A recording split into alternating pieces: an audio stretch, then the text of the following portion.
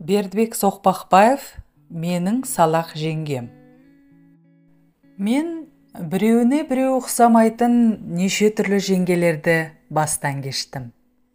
Шешемнің науқасы күннен күнге асқына берді.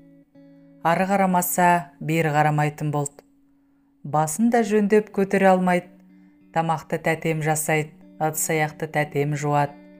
Тіпті арпаға дейін Смағұл тәтем қуырады. Қуырылған арпаны мен келі сұрап әкеп кеузеймін. Келі түйуге әбден ақ жаттығып алғам. Алақанымды түкіріктеп, құлашымды кең жазып соққанда келінің түбін түсіре жаздайым. Кеузелеген дәнді тәтем ұшырады. Талқанды қол диірменмен тартамыз. Бұл азап жұмыс. Ап-ауыр шомбалдай тасты айналдыруға менің шамам әрең келеді. Жіңішке білектерім салдырап талып кетеді. Тартылған талқанды елеп, майдасын бір бөлек, сағын бір бөлек аламыз.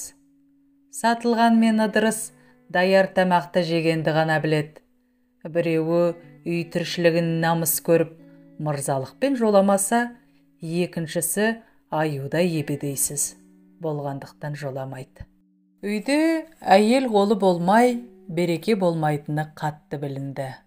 Ол үшін ағаларымның біреуі үйлену керек. Кезек әрине жасы үлкен Смағұлдікі. Қайдан қалай тауып әкелгені есімде жоқ. Тәтем бір күні қалбиған бір қара ел алып келді. Шектен шыққан олақ та, салақ та жан екені көрініп тұр. Шаш дегенің таралмай, дудырап, орамалдың жан жағына шығып кеткен. Бөренедей аяқ қолы қап-қара.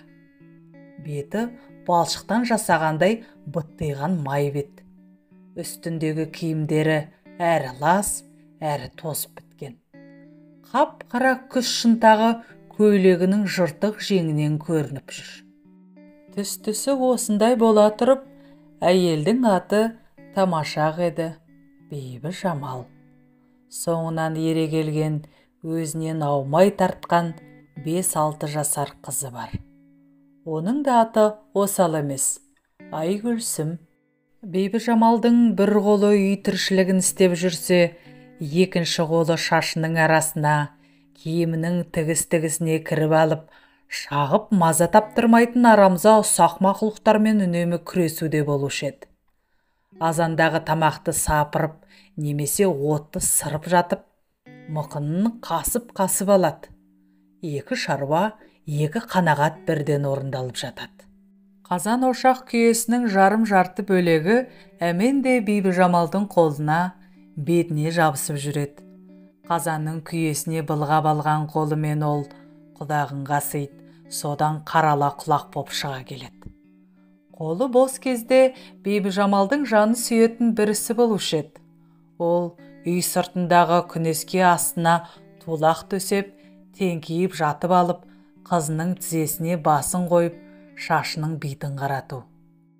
Айгүлсім бұл істің шебері болу керек. Тырнағы найзадай болып өсіп кеткен, саусақтар мен шаштың арасын бір-бірлеп ашып, қаншер мақұлықтарды бытырлатып аяусыз қыратын. Ақыл-ой жағынан да жеңгем өзінің түр-түсінен оншалық алыс кете қоймаған. Бір күні Қостөбеге Өмірбек дейтін бір милиционер келді. Бибіжамалға кезігіп, «Жеңге, сіздің ауылда жақсылап пима басалатын әйел бар ма?» деп сұрайды. «Бар, мына мен басамын», дейді жеңгем. «Жолы болар жігіттің жеңгесі алдынан кездеседі деген осы екен ғой. Онда маған бір пима басып берсеңіз, қалай болады? Еңбегіңіз ақталады», дейді Өмірбек.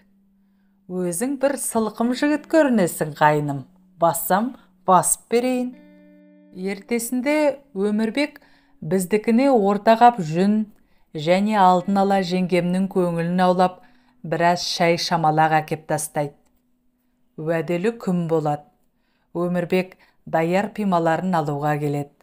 Бибіжамал, бас бола алмай жатырмын, 3-4 күннен кейін кел, деп қайырып жібереді. Тағы келсе, тағы басып болмаған. Бұл екі арада обалы нешік. Жеңгем біздің үйді пима басатын заводқа толық айналдырып біткен еді. Күндіз түні қазанда бұрқылдап қайнаған су, үйдің іші толы бу, бірімізді біріміз көре алмаймыз. Осы бір шуаш сасыған соқыр тұманның ішінде жеңгем бірдеңені оқтаумен былш ұрады да жатады. Жақын барып қарасақ, онысы көлемі жаялықтай киіз болып шығады. Енді бір кезде әлгі киіз байпаққа, одан киіз етікке ұқсағандай болады. Пиманы ұзын саны екеу болмай көбейіп барады. Өмірбек үшінші рет келеді. Жеңге, дайын болды ма? Дайын. Өмірбек үйге кіреді. Бибіжамал оның алдына біреуінен біреу ұқсамайтын екі пиманы тастай береді. Мә, қайным, киіп көр. Қайнысының көзі баданадай болады. Ойбай-ау жеңге, мыналарыңыз пима ма? Не зат? Екеуі екі басқа ғой. Ендеше мынаны киіп көр. Осылардың ішінен өзіңе ұнағаныңды таңдап ал, дейді де, жеңгем сылқым жігіттің алдына төсектің астынан топырлатып бірнеше пима алып тастайды. Бірінен бір үлкен, қиқы-жиқы, ұсқынсыз бірдеңелер. Өмірбек жер тапқанын бірақ біледі. Ұялып, қызаратын Бибіжамал емес, сампылдап айтып отыр. Бір кезде пиманы тәуір-ақ басатын секілдедім. Не қара басқанын? Қара басып, сенің пималарыңды ұқсата алмай қойдым қайным. Тапыскер жігітсің ғой. Және біреуге бастырып аларсың. Қапа болма оған. Ал мына пималарымды алам десең ал. Ұнағанын өзің киерсің. Ұнамағанын әйел бала шағаларың бар шығар, солар киер. Саған пима басып береді деп сеніп жүрген мен де ақымақ екенмін, дейді де, Өмірбек жерде үйіліп жатқан пималарды төрге қарай бар пәрменмен шаша бір теуіп үйден шығып кетеді. Жеңгем енді бұрқылдап ұрсып жүр. Өмірбекті соңынан тілдеп жүр. Өй қараңғалығыр, о несі? Жарты қап жүнім шығым болды деп өлеме, алмасаң адырам қал, өзім киіп алам, қызым киеді. Соншама еңбектеніп, мен енді бұларды лақтырып тастар деймісің?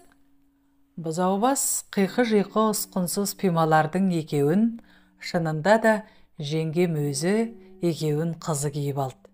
Сөйтіп, қыстан аяқтары көпіріп, тоңбай шықты. Арнамның дамуына қолдау көрсетіп, лүпіл басып, пікір қалдырып, тіркеле кетулеріңізді сұраймын. Келесі шығарма сіздер үшін.